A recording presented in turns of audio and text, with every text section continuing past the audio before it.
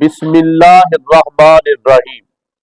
ناظرین کرام، قرآن حکیم پارہ نمبر 9 کے خلاصہ کو بیان کرنے کے لیے حاضر ہوں، توجہ فرمائیں۔ اس پارہ کے آغاز میں حضرت شعیب علیہ السلام کی قوم کے جو متکبر مزاج لوگ تھے، انہوں نے حضرت شعیب علیہ السلام کو دھمکی دی کہ یا تو آپ واپس ہمارے مذہب پر آ جائیں یا پھر ہمارا یہ قبیلہ اور بستی چھوڑ کے یہاں سے چلے جائے۔ قال الملأ الذین استکبروا من قومه لنخرجنک یا شعیب، اے شعیب یہاں سے نکل جاؤ، یا ہمارے واپس مذہب پہ آؤ یا یہ بستی چھوڑ کر نکل جاؤ۔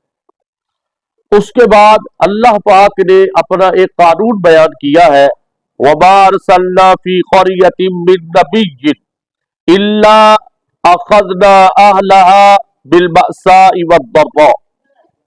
قانون خدا بندی ہے کہ جب اللہ کسی قوم میں نبی بھیجتا ہے اور قوم انکار کرتی ہے تو پھر اللہ اس قوم کو کچھ مسائل میں مبتلا کرتا ہے، تکلیفوں میں، تاکہ وہ خوف اور ڈر سے اللہ کی طرف آ جائے۔ اگر وہ قوم اس طرح نبی کی بات نہیں مانتی تو پھر اللہ ان کو آسانیاں دیتا ہے، نعمتیں دیتا ہے کہ شاید یہ شکر گزاری بھی اللہ کی طرف آ جائے۔ اگر قوم پھر بھی اللہ کی طرف نہ آئے تو پھر ان پر عذاب نازل کیا جاتا ہے۔ اس کے بعد اس پارہ میں اللہ پاک نے حضرت موسیٰ علیہ السلام اور فرعون کا پورا واقعہ کہ کس طرح فرعون نے حضرت موسیٰ علیہ السلام کا مقابلہ کیا، جادوگر بلائے اور پھر جادو والے ہار گئے اور وہ حضرت موسیٰ علیہ السلام کے ماننے والوں میں شامل ہو گئے۔ انہوں نے حضرت موسیٰ علیہ السلام پر ایمان لے آئے، کلمہ پڑھا اور موسیٰ علیہ السلام کو نبی ماننا شروع کر دیا۔ یہ پورا واقعہ ہے۔ اس کے بعد حضرت موسیٰ علیہ السلام کے دو معجزات کا ذکر ہے۔ ایک آپ کا ید بیضا، حضرت موسیٰ علیہ السلام اپنا ہاتھ بغل میں ڈال کے نکالتے تو اس میں سے روشنی پیدا ہوتی، یہ ایک معجزہ تھا۔ آپ کو اللہ پاک نے ایک عصا دیا ہوا تھا، ڈنڈا، پتھر پہ مارتے چشمے جاری ہوتے، زمین میں کھڑا کرتے درخت آ جاتا، درخت بن جاتا، اس سے سایہ ہوتا، یعنی وہ عصا والا جو معجزہ ہے جس کو قرآن کہتا ہے فَأَلْقَى عَصَاهُ فَإِذَا هِيَ ثُعْبَانٌ مُبِينٌ۔ اللہ نے حضرت موسیٰ علیہ السلام کو عصا کا معجزہ عطا کیا۔ اس کے بعد بنی اسرائیل کی نافرمانیوں کی وجہ سے ان پر کئی طرح کے عذاب آئے، جن میں سے 5 عذابوں کا ذکر قرآن بیان کرتا ہے۔ فَأَرْسَلْنَا عَلَيْهِمُ الطُّوفَانَ وَالْجَرَادَ وَالْقُمَّلَ وَالضَّفَادِعَ وَالدَّمَ، یعنی ان پر 5 عذاب آئے۔ پانی کا عذاب طوفان کی صورت میں، نمبر 2 ٹڈیوں کا عذاب، جوؤں کا عذاب، مینڈکوں کا عذاب اور خون کا عذاب۔ اور طریقہ کار قرآن یہ بیان کرتا ہے اس پارہ میں کہ جب بھی ایک عذاب آتا قوم برداشت نہ کر سکتی، حضرت موسیٰ کے آگے گڑ گڑا کے معافی مانگتے کہ ہم سے یہ عذاب ٹل جائے، ہم آپ کو مانیں گے، آپ رب کو مانیں گے۔ اللہ کا نبی دعا کرتا، عذاب ٹل جاتا، قوم پھر واپس وہی نافرمانی اور بدتمیزی کی طرف، پھر دوسرا عذاب آتا، پھر معافی مانگتے، نبی پھر دعا کرتا، عذاب ٹل جاتا، قوم پھر وہی بے راہ روی کا شکار ہو جاتی۔ اس طرح مسلسل بار بار وہ عذاب میں مبتلا ہوتے، معافی مانگتے، عذاب میں مبتلا ہوتے، معافی مانگتے۔ یہ پورا واقعہ قرآن نے بیان کیا۔ اور پھر اللہ پاک نے اپنا ایک نظام بیان کیا کہ حضرت موسیٰ علیہ السلام وَوَاعَدْنَا مُوسَىٰ 30 لَيْلَةً، قوم نے کہا کہ اللہ پاک سے ایک نظام ہمیں لے کے دے، ایک سسٹم لے کے دے، کیسے زندگی گزارے، کیسے عبادت کرے، کیسے معاشرت، کیسے معیشت، کیسے ہم نے روزی کمانی ہے۔ تو اللہ کے نبی اللہ کی بارگاہ میں چلے گئے اور 40 رات دن وہاں اللہ کی عبادت کی اور اللہ سے ہم کلامی کا شرف حاصل کیا۔ اور پھر دنیا اور آخرت کی سزا ہے ان لوگوں کے لیے جنہوں نے نافرمانیاں کی۔ اور پھر ساتھ ہی ساتھ اس پارہ میں ہمارے نبی پاک صلی اللہ علیہ وسلم کا صفات، آپ کی شانوں کا ذکر ہے۔ الذین یتبعون الرسول النبی الأمی، یعنی ہمارے نبی کی شانیں بیان ہوئی کہ وہ رسول بھی ہے، وہ نبی بھی ہے اور وہ امی نبی ہے، یعنی عظمتوں اور عزتوں والا نبی ہے۔ حضور علیہ السلام کی شانیں توریت میں اور زبور میں بھی آپ کا ذکر خیر ہے، اس کو بھی इसी पारा में बयान किया गया। और फिर खत्म नबूवत की बहुत मजबूत दलील, कुल या अय्युहन्नासु इन्नी रसूलुल्लाहि इलैकुम जमीया, ऐ अल्लाह के नबी फरमा दो मैं सबका नबी हूं। अब जमीया में पूरी कायनात इंसानी शामिल है और ये क़ियामत तक के इंसान इसमें शामिल है, यानी हुजूर अलैहिस्सलाम की खत्म नबूवत का जिक्र है। और फिर यहूद की जो बकिया दास्तान है कि उन्होंने हजरत मूसा अलैहिस्सलाम के साथ कैसे रवैये रखे, क्या बद अखलाकिया की, इनका जिक्र है।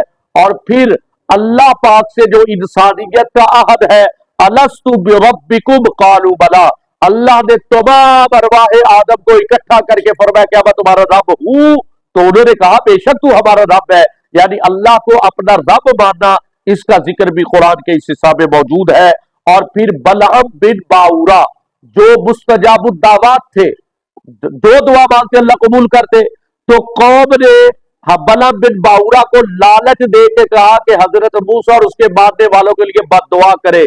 उन्होंने पहले इनकार किया, लेकिन लालच की वजह से वो बददुआ करना चाहते थे, लेकिन अल्लाह का अजाब और गिरफ्त आया, उनकी जुबान उनके पेट तक लटक गई, जैसे कुत्ते की जुबान मुंह से निकलती और वो आपका कांपता है। यही अजाब में वो मुब्तला हो गए। ये जिक्र भी कुरान में यहां इस हिस्से में मौजूद है। और फिर गैब का इल्म जो है वो अल्लाह ही है मालिक, और फिर अल्लाह अपनी रिजा से जिसको चाहे इल्म गैब अता फरमा दे, ये अल्लाह की अता है।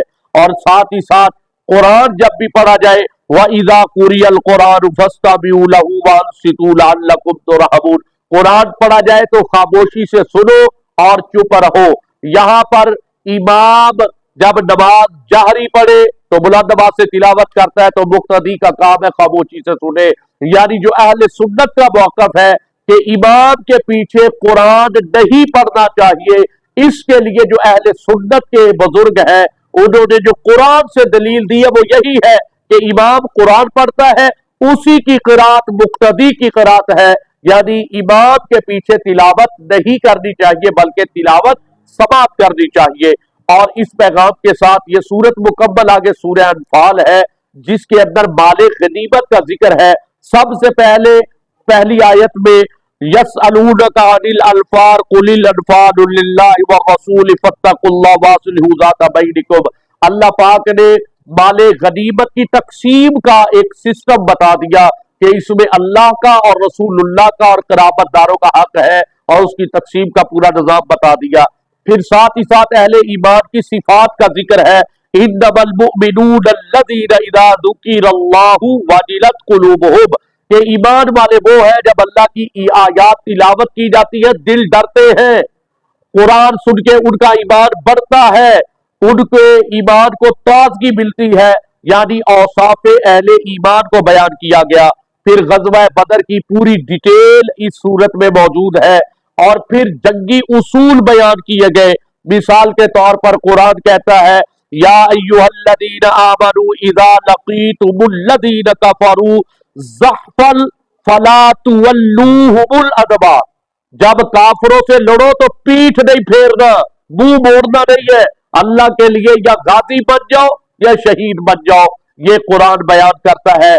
दूसरा जंग का उसूल है कि हर कदम पर अल्लाह रसूल की इताअत करो। जंग का उसूल है अल्लाह रसूल की अगर दावत आ जाए, हुक्म आ जाए, उसको कबूल करो। ये अल्लाह रसूल के साथ बेवफाई न करो। और साथ ही साथ जंग का उसूल है कि कदम कदम पर आप तकवे को अपनी जीनत बनाएंगे। या अय्युहल्लज़ीना आमनू इन तत्तकुल्लाह, अगर तुम तकवा इख्तियार करोगे फतह आपकी होगी, कामयाबी आपकी होगी, इज्जत आपकी होगी, नुसरत इलाहिया आपके साथ होगी। ये जंग के 5 उसूल बयान किए गए। और फिर आखिर में कुफार को तरगीब दी गई, कुफार को दावत दी गई, कुफर छोड़ दो, बुत परस्ती छोड़ दो, आओ दीन इलाहिया की तरफ, आओ दीन हक की तरफ, आओ रसूलुल्लाह के पैगाम की तरफ, ताकि तुम्हें दुनिया में भी इज्जत मिलेगी और आखिरत में अल्लाह की मोहब्बत और मार्फत मिलेगी। और कुरान को दावत इस्लाम के साथ इस पारे का इख्तिताम हुआ। यानी इस पूरे पारा के अंदर हजरत मूसा अलैहिस्सलाम का जिक्र भी मौजूद है, रसूलुल्लाह सल्लल्लाहु अलैहि वसल्लम की अजमत भी मौजूद है, और साथ ही साथ راہ جہاد اس کا بھی ذکر خیر موجود ہے. جہاد کے اصول اور فتح کے طریقے قرآن بیان کرتا ہے.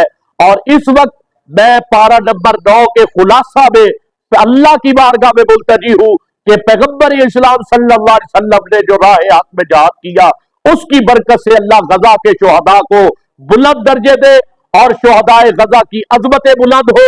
اور وہاں جو اس وقت کرب میں ہے اللہ پاک قرآن کے فکر کے صدقے ان کی غیبی مدد فرمائے اور امت کو ایک پلیٹ فارم پر اکٹھا فرمائے. آمین. وآخر دعوانا الحمدللہ رب العالمین.